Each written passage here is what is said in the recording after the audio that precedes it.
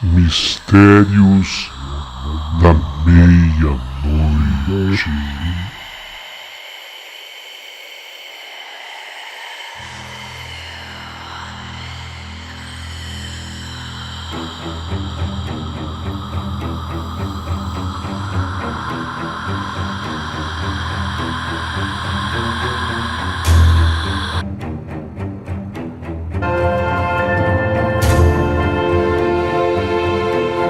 Sim, meu amigo Paulinho Boa Pessoa, sou o seu Onofre, senhor Onofre, o lavrador Onofre.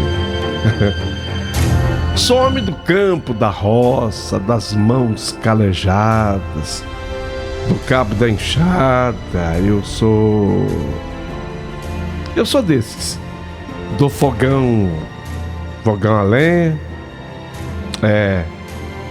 da fogueira em dia de São João, da pescaria na lagoa.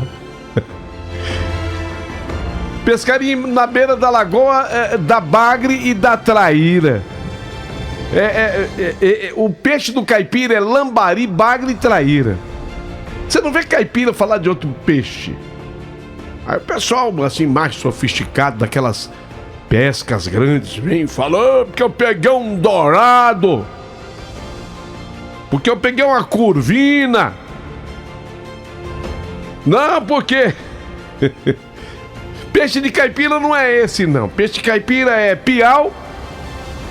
Na lagoa pegava muito piau, pegava muito lambari.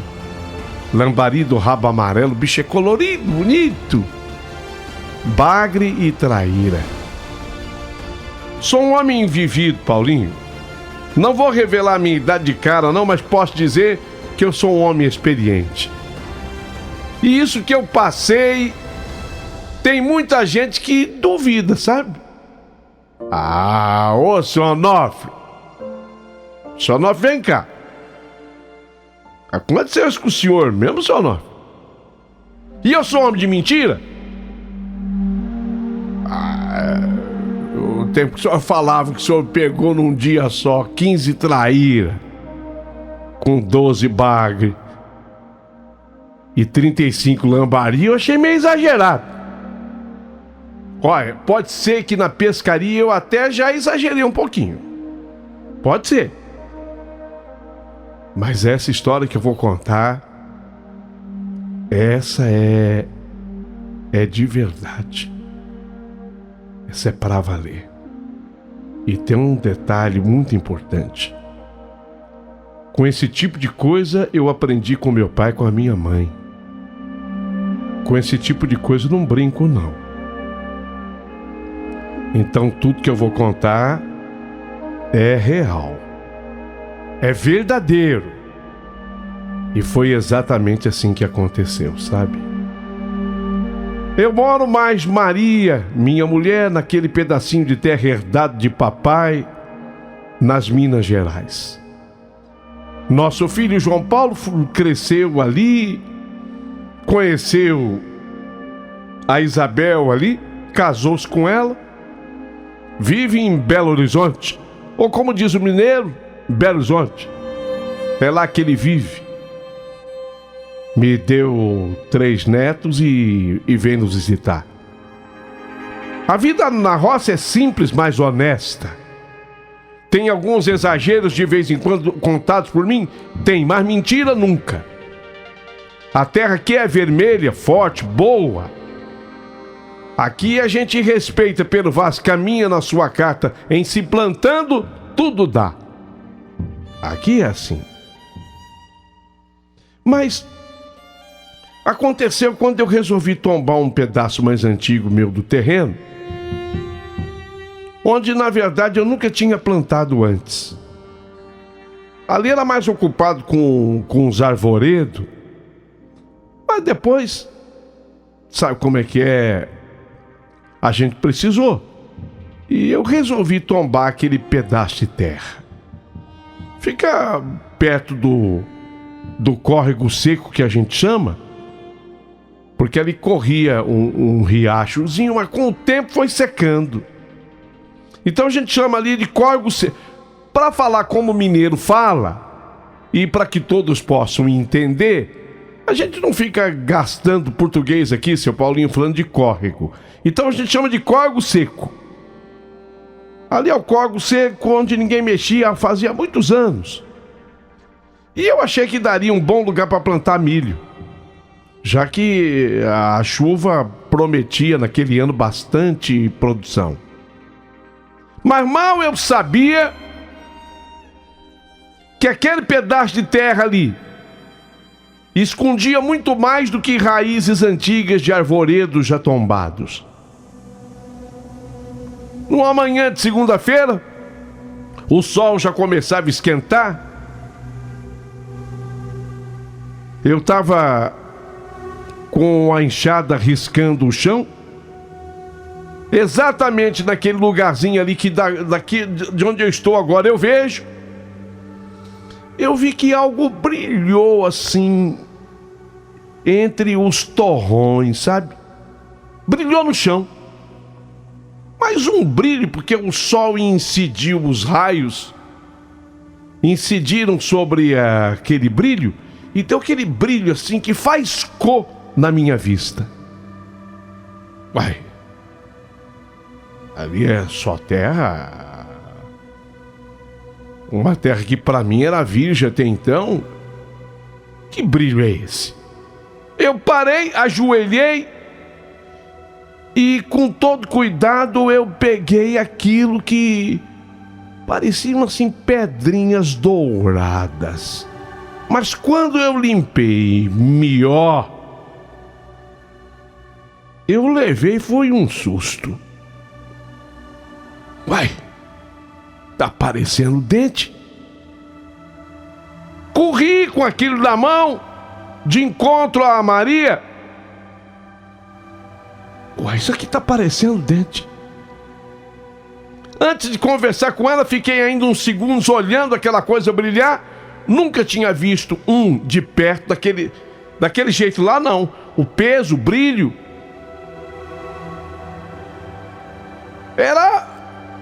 É ouro, isso aqui é ouro. Na medida que eu fui tirando aquela terra de cima assim com o dedo, você via aquele brilho verdadeiro, sabe? Deixei no bolso, Maria tinha saído e eu não pude mostrar para ela naquele instante, então eu deixei no bolso, meu bolso fundo da calça. Até verifiquei para ver se não tinha nenhum furo, que eu não queria perder aquilo de jeito nenhum. E continuei ali mexendo com a terra. Não demorou muito. Encontrei outro. Uai, mas não é possível? Não é possível, como diz o mineiro. O L não sai não, né? Não é possível. Outro igualzinho.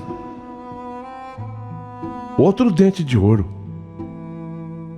E quando eu achei aquele segundo, um arrepio velho subiu pela minha espinha. Eu parei assim com a enxada, eu olhei ao derredor. A mata ali parecia mais quieta do que devia. Sem passarinho, sem grilo. Só o vento batendo devagar nas folhas. O silêncio do tipo que pesa. Insisti mais um pouco ali. E depois de umas 2, 3 batidas, a minha enxada bateu em alguma coisa assim oca. Sabe quando você bate e você sente aquela coisa oca, oco? Eu tive cuidado. Eu não podia bater mais a enxada ali. Aí eu fui com a mão. A minha mão é treinada para isso. Mão de lavrador. Mão calejada e forte. Eu fui cavando com a mão. A terra estava mais afofada. Porque, não se esqueçam, ali corria um rio que secou, o córrego seco. Não era no leito do córrego, mas era mais ou menos na beira. Era mais ou menos nas margens. Então a terra estava mais afofada. E quando eu fui assim com a mão, Aí eu vi um osso branco, seco, e depois outro, e depois mais um. Ué, isso é osso de gente. Tá parecendo osso de gente, um pedaço de costela. Isso aqui é um antebraço. E aquela parte mais fofa na qual eu havia batido, agora eu pude ver se tratar de uma parte de um crânio. Eu dei um pulo para trás e o coração batendo na goela. Maria não tinha chegado ainda, mas eu parei a obra. Saí assim meio apressado para casa, não corri, não cheguei a correr, mas saí meio apressado para casa. Entrei suado, pálido. Joguei os 2 dentes em cima da mesa.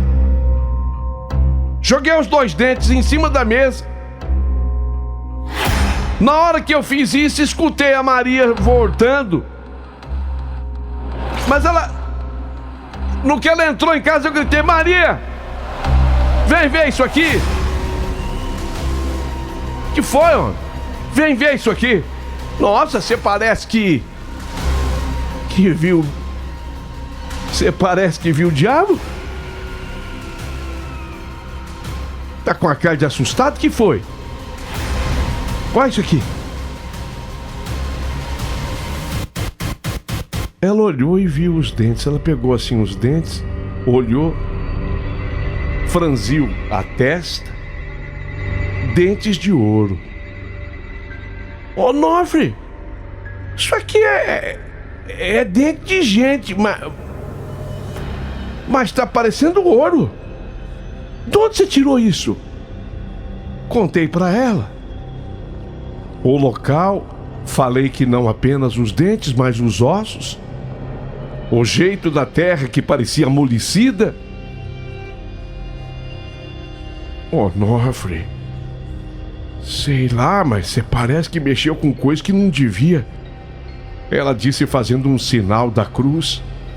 Deus me livre, Onofre. Isso é coisa de morto e enterrado fora de hora. Guardei os dentes numa caixinha que eu tenho de madeira, meio sem saber o que fazer com eles. Por dentro eu estava dividido entre o medo e uma estranha curiosidade. Dentre as curiosidades, tinha valor aquele dente? Valia alguma coisa? Se é ouro, se é ouro sempre vale. Agora, quem teria sido aquele homem? E por que ele estava enterrado ali, na beira do córrego seco? Agora, não tinha sido enterrado ontem, nem há um ano, há muito tempo, porque eu só achei os ossos e 2 dentes de ouro. Naquela noite eu fui deitar com a cabeça fervendo, sabe? E conforme eu tentava dormir, veio um sonho. Eu tava assim no meio da roça, a luz da lua, a terra recém-tombada, isso tudo no sonho. Tava como eu deixei, mas no centro dela havia um homem de pé. No sonho. Era sonho. Um homem de pé, assim, lá onde eu tava cavando, na beira do córrego seco. Aí um homem de pé alto, magro, chapéu de aba larga. Chapéu dele era meio amarelado, vestia roupa de um outro tempo. O rosto do homem era escuro, como se ele tivesse coberto por uma sombra, mas os olhos brilhavam como brasa. Aquele homem me olhou no sonho. Eu no sonho fiquei assustado. E aí o homem olhou para mim e falou: meus dentes. Que foi? Meus dentes. Eu preciso dos meus dentes para entregar a minha mulher. Eu tentei falar, mas a boca não abriu.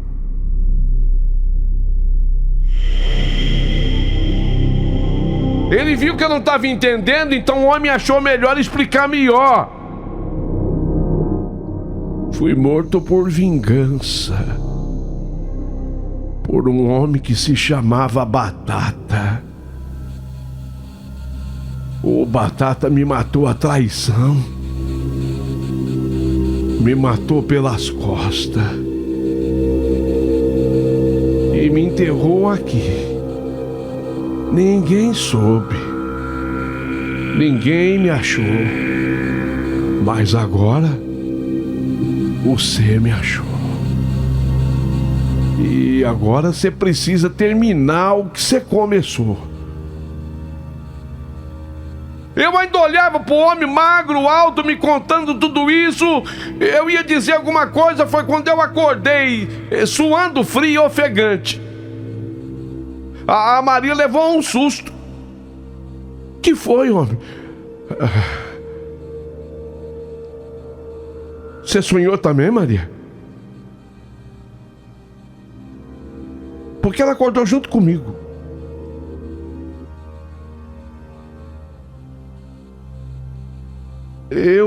Dizendo a Maria pra mim, eu vi um homem na varanda e ele sussurrava os dentes dele. Ela respondeu com os olhos cheios de lágrimas. Então aquilo que eu havia sonhado, ela tinha sonhado também, mas de um jeito diferente. O homem apareceu para ela na varanda, assim, no alpendre da nossa casa, reclamando dos dentes dele. Ficamos os dois acordados até que o sol nasceu. Deu 4:30, nosso galo cantou. Mas o canto dele parecia até arrastado, meio rouco. Quando eu fui olhar pela janela, havia marcas de barros no chão, como se alguém tivesse passado por ali com os pés sujos de barro. Quando o dia clareou,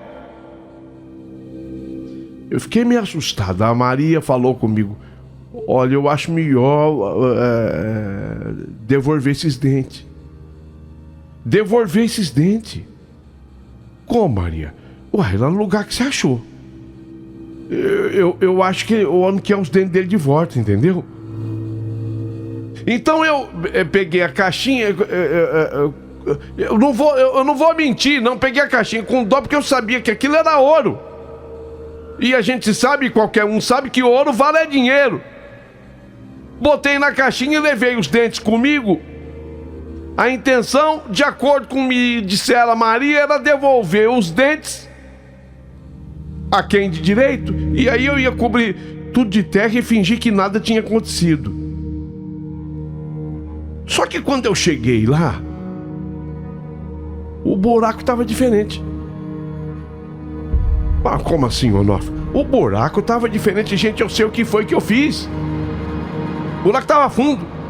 Eu não tinha deixado o buraco fundo desse jeito. Não. O buraco estava bem mais fundo do que eu tinha deixado. Como que se alguém, depois que eu parei, tivesse continuado a cavar durante a noite. E os ossos? Ali entre os ossos, algo novo.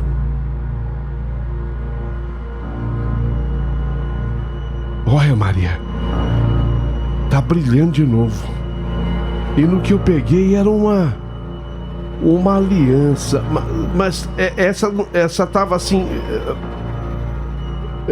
parecia de ferro envelhecido. Só que era uma aliança grossa e tinha alguma coisa gravada na parte interna.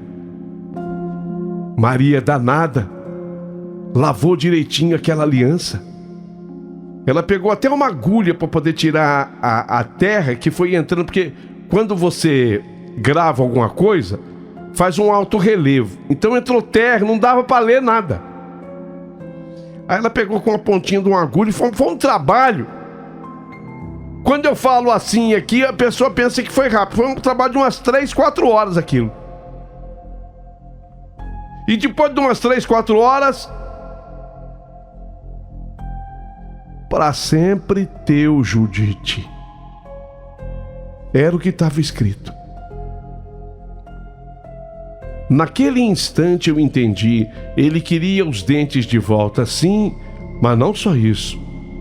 Ele queria justiça. Ele queria paz. Ele queria ser lembrado. E o nome Batata, quem me matou foi Batata, ecoava na minha mente como uma praga. Depois daquela noite estranha, eu já não era mais o mesmo. Eu acordava suado, cansado, com os olhos fundos. A Maria também andava assustada. Dormir era como atravessar uma ponte quebrada, perigosa e instável. O homem do sonho aparecia toda vez que os olhos em brasa surgiam e a mesma frase na boca. Isso nos meus sonhos. Meus dentes, entrega para minha mulher. Entrega para minha mulher os meus dentes antes que seja tarde. A Maria, a minha esposa, tentava manter a fé firme. Nossa, ela tem uma fé em Santo Antônio. A minha mulher tem uma fé em Santo Antônio. Ela tinha em casa, ela mandou fazer uma igrejinha em madeira para colocar Santo Antônio dentro. Então ela acendia ali a vela toda noite, lia trechos da Bíblia em voz alta, rezava o texto para Santo Antônio, andando pela sala, e ia benzendo com o texto cada cômodo da nossa casa. Mas eu via sempre que a Maria andava abalada. Até o nosso cachorro era um vira-lata esperto, chamado Lampião. Lampião passou a evitar o quintal nos dias de lua cheia. Quando deu na quarta-feira seguinte, depois de mais uma noite de sonho pesado, falei: ô Maria, eu vou atrás de Chico Veloso. Eu ia falar isso pro seu, homem, você acredita? Eu acredito. Chico Veloso era um dos moradores mais antigos dali. Ele morava a uns 3 quilômetros da minha casa, num rancho de pau a pique cercado de mandacaru. Mas era um homem que entendia das coisas. Chico Veloso conhecia. Quando ele me viu chegando: ô Nofre, como é que você tá? Bem, Chico. Que bons ventos te traz aqui, rapaz. Ô Chico, eu vim conversar mais você. Você já ouviu falar? Você que é muito antigo aqui. Você já ouviu falar que aqui nessa região teve alguma vez um homem que o pessoal chamava de Batata? Ele parou, os olhos apertaram, a mão dele tremeu um pouco. Ué, mas quem te falou esse nome, Onofre? Depois eu te conto direito, mas foi um homem, num sonho. Um homem num sonho? Eu te conto os detalhes, mas esse homem pra mim já tá morto há muito tempo, sabe? Você tá conversando com os mortos agora, ou não? Eu vou te contar, eu achei esse homem enterrado nas minhas terras. Tinha dentes de ouro e tudo.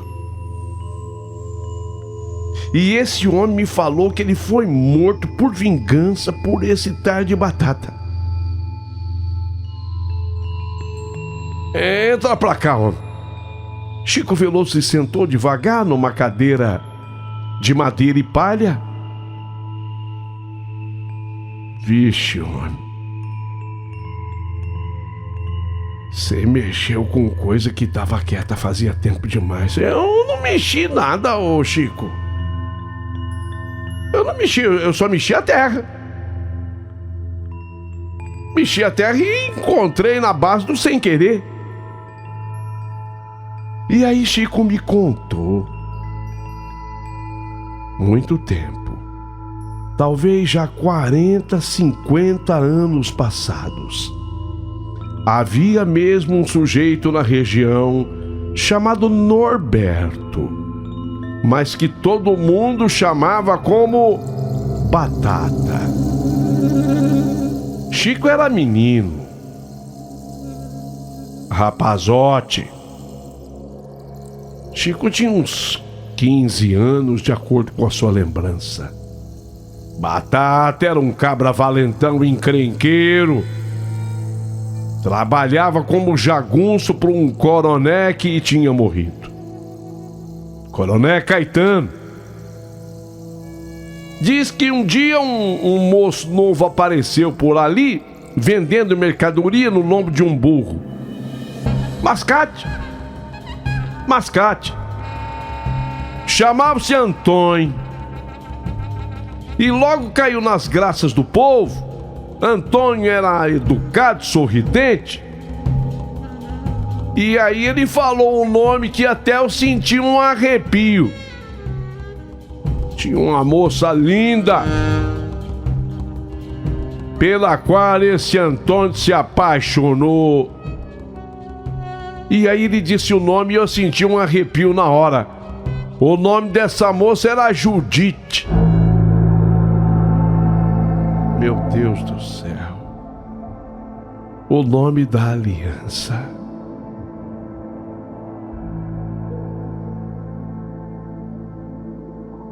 Como é que você falou aí, ô? Não falei nada não, seu Chico, eu pensei harto. Judite. Ela gostou também do Antônio. Começaram a namorar. E Antônio queria porque queria casar com ela. Só que tinha um problema. Que problema? Batata era apaixonado na Judite. Batata era apaixonado na Judite, mas a Judite não gostava do Batata. Mas o coroné Caetano tinha uma influência muito grande sobre o pai de Judite. E como o coroné Caetano, ele gostava demais do Batata como jagunço, porque fazia de tudo pra ele, o coroné conversou com o pai de Judite, falou: olha, você não vai deixar tua filha casar com o forasteiro aí, o Mascate, que a gente nem sabe de onde veio? Tem meu servidor, o Batata, que quer muito casar com a sua filha. E o pai dela, eu vou usar a expressão e vocês vão entender por quê. O pai de Judite, que cagava de medo do coroné Caetano, falou com a moça: vai largar essa coisa de namorar esse rapaz que vem aqui, e você vai namorar o Batata.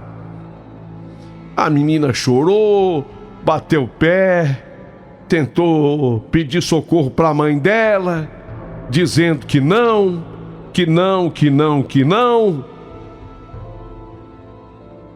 Que ela queria era ficar com o Mascate, com o Antônio. E Batata, o jagunço falou: ela que sabe. escolher esse mascate, eu mato esse cara. Eu mato esse cabra.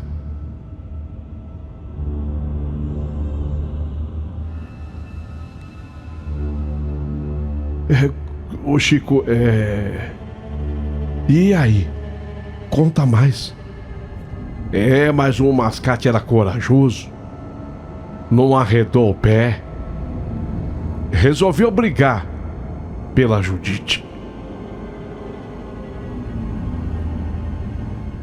E aí me falaram que ele deu uma aliança pra ela na confiança e combinou mais ela. Eu venho te buscar. Nós vamos fugir, nós dois. E nós vamos ficar juntos pra sempre. Porque Judite aceitou, apesar de reconhecer o perigo. Especialmente porque Batata fazia as ameaças. Diz que o mascate veio mesmo. Ele veio mesmo, de acordo com a palavra dada a Judite. Mas foi a última vez que ele foi visto. Na direção ali do córrego seco, acharam a mala dele só. A mala que ele carregava para vender. Ele sumiu? Sumiu. E ninguém procurou, Chico? Os boatos diziam que ele tinha ido embora com medo. Quem espalhou foi o próprio Batata. Cagão! Quando eu apareci na frente dele, ele jogou a mala e sumiu no meio do mato. Judite ia casar com um cagão. Judite ia casar com um cagão. Eu não deixei. Tem que casar com um homem macho, como eu sou. Só que essa história, se teve gente que acreditou porque foi conveniente acreditar, Judite não acreditou, não. Tanto não acreditou que a moça adoeceu, morreu nova. Diz que tudo que ela colocava na boca, ela punha pra fora. Tudo que ela tentava comer, ela punha pra fora. Não conseguia comer mais. O pessoal comentava que era o espírito do Antônio que estava chamando ela para a eternidade. E Chico, ela morreu? Morreu nova, murchinha, magra, que parecia que ia desaparecer. Tudo que ela colocava na boca, ela punha para fora.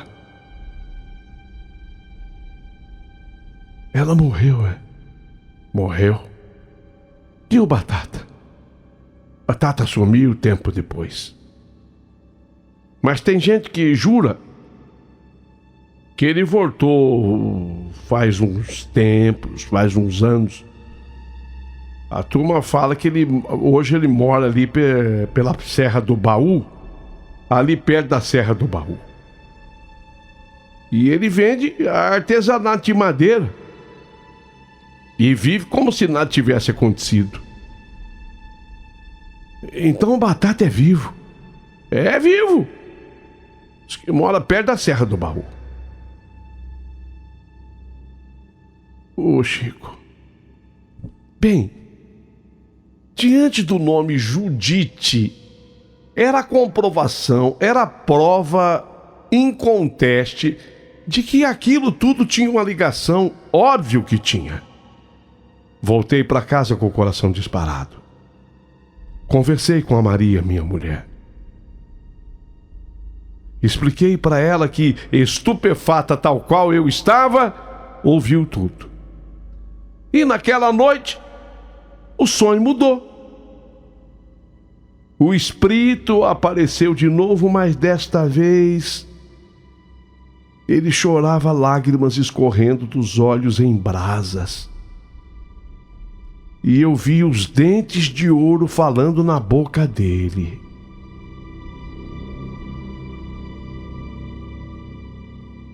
Onofre, ela me espera até hoje, Onofre. Do outro lado.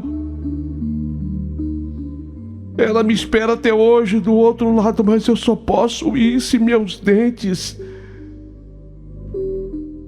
forem enterrados com o dela. O tempo tá acabando. E ele vai tentar te impedir. Quem? Isso foi no sonho. Quem? O Batata. Ele sente quando alguém se aproxima da verdade. Ele vai saber que o ser está atrás dele. Acordei aos gritos, assustado, porque desta vez eu entendi que estava correndo perigo.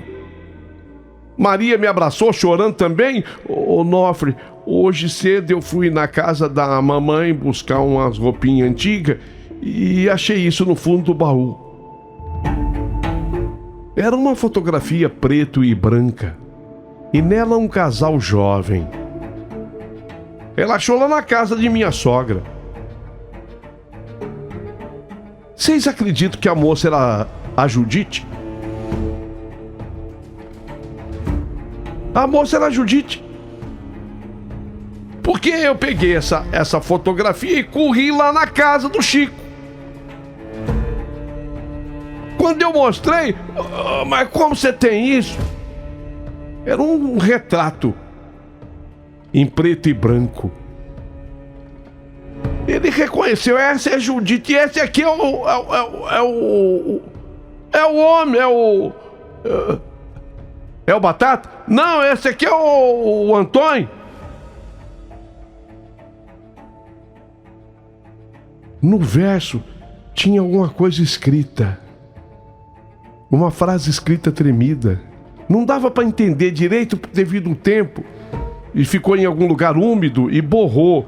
Mas, de acordo com o que entendeu o pessoal que conseguiu ler, Antônio e Judite para sempre juntos. Eu sabia o que eu precisava fazer. Eu precisava achar esse tal de Batata.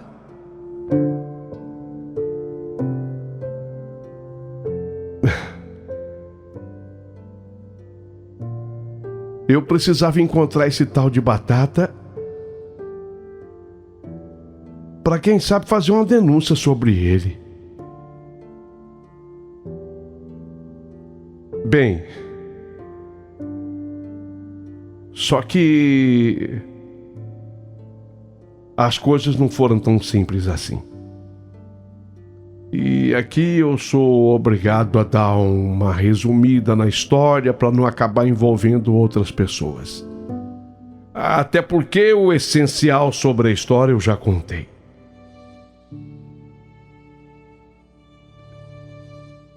Aconselhado que fora por meus filhos, sobrinhos, a polícia teve que ser comunicada. Aqueles ossos se supôs que fosse de Antônio, que não foi feito o exame, não foi feito nada disso. Mas pelo menos uma coisa nós conseguimos. Conseguimos dar um sepultamento digno pro Antônio. Ele com os dentes.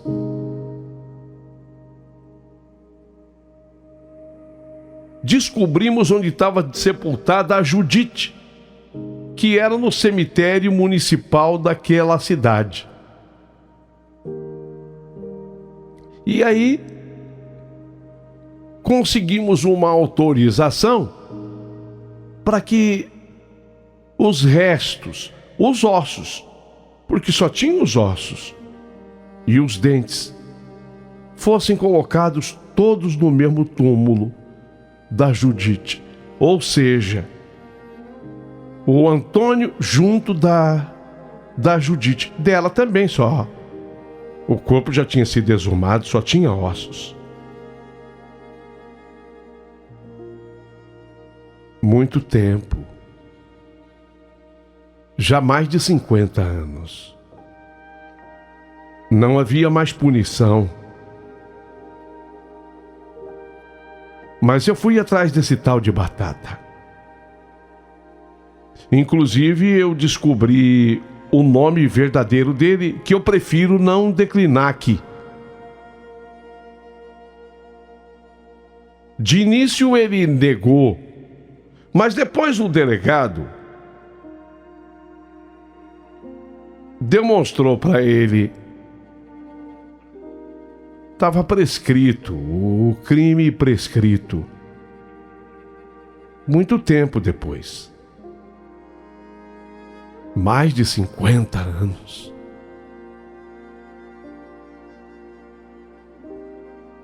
Ele pediu para ir à igreja. Conversou com o padre. E depois de ter voltado dessa conversa com o padre, ele acabou me procurando lá em casa.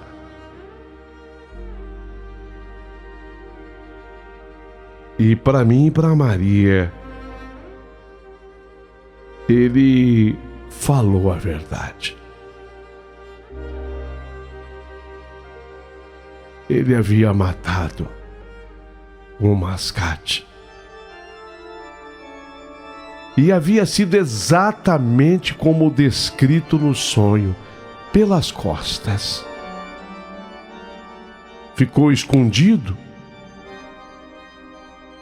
Ali passava. Na época, o córrego não era seco. Passava ali o riacho com aquela água e beirando aquela margem ia o Mascate. Mas ele ia naquela noite com a intenção de fazer o que eles chamavam de roubo. Ele ia roubar a Judite. Era assim que se entendia na época. E foi assim que o tal do Batata me contou. Ele foi para roubar a Maria. Talvez ele dizendo que ele foi para roubar a Maria, isso atenuava a culpa dele. E ele por trás, escondido, quando ele passou, ele tirou a garrucha e deu 2 tiros pelas costas dele. Ele caiu e na beira do riacho ele enterrou o Mascate. E a mala ele deixou no lugar. Não exatamente onde ele havia sepultado, mas deixou mais à frente e contou a história de que o Mascate covardemente fugiu dele, deixando a mala para trás. Ele pensava que com essa história impressionasse a Judite, que esqueceria do Antônio e se casaria com ele. Não foi o que aconteceu.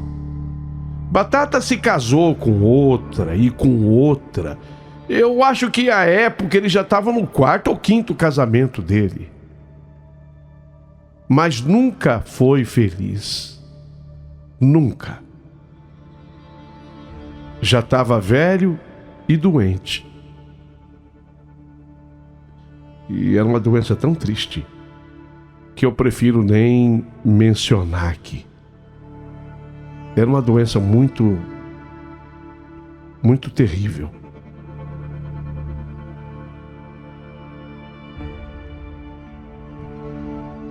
Eu disse para ele, sabe?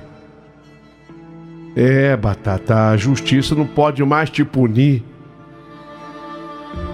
A justiça dos homens, mas a de Deus, né? Fala a verdade. E ele olhando para mim e com lágrimas nos olhos e diante da Maria, falou: da justiça divina ninguém escapa. Nem eu. Nem eu escapei. Nem eu. E aí ele mostrou mostrou a ferida da sua doença mais uma vez, que cheirava mal.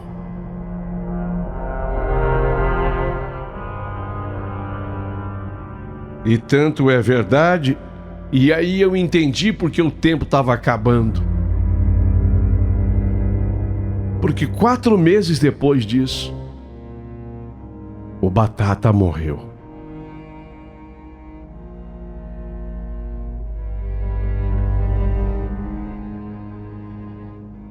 Ainda bem que eu tenho testemunhas da minha história. A minha amada Maria, o Chico, que lamentavelmente foi meu testemunho durante muito tempo, mas hoje já não está também mais aqui. E os fatos acontecidos, tudo o que houve, tudo o que aconteceu, um crime que parecia estar coberto pela terra, pelo tempo, mas você vê que coisa. Eu nunca precisei plantar milho ali, naquele pedaço de terra, daqui onde eu estou na minha casa, do alpendre da minha casa, eu olho para lá e vejo. Eu nunca precisei plantar milho ali. Porque eu tenho outros terrenos aqui. Mas naquele dia eu cismei de tombar a terra ali, porque eu queria plantar milho ali. Foi um desejo que nasceu do meu coração do nada. Mas aquele desejo hoje, ele é perfeitamente explicável. Era para que eu descobrisse tudo o que envolvia os 2 dentes de ouro.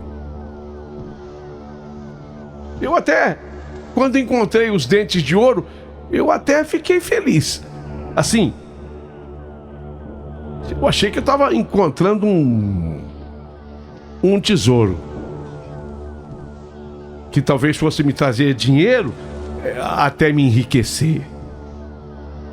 Mas quer saber? No fundo era um tesouro mesmo, que me enriqueceu sim, mas de sabedoria. E principalmente sabedoria espiritual. Essa era a história que eu tinha para contar. E vou ficar esperando muitos comentários de vocês a partir de agora. Paulinho, boa pessoa. Bom dia. Aqui é o Washington Santos, Ô, o seu Washington. amigo. Essa história de hoje nos mostra, Paulinho, que não existe crime perfeito, que nada que está escondido não venha a ser descoberto. Verdade. Para você ver, tudo acontece no seu tempo, tudo aparece. O tempo traz consigo sabedoria. E uma das coisas assim que analisando essa história é que a justiça de Deus vem a cavalo, demora, mas vem. Bom dia, que Deus abençoe a todos. Bom dia. Obrigado, meu amigo. Obrigado, viu, pela sua participação sempre brilhante aqui, Washington.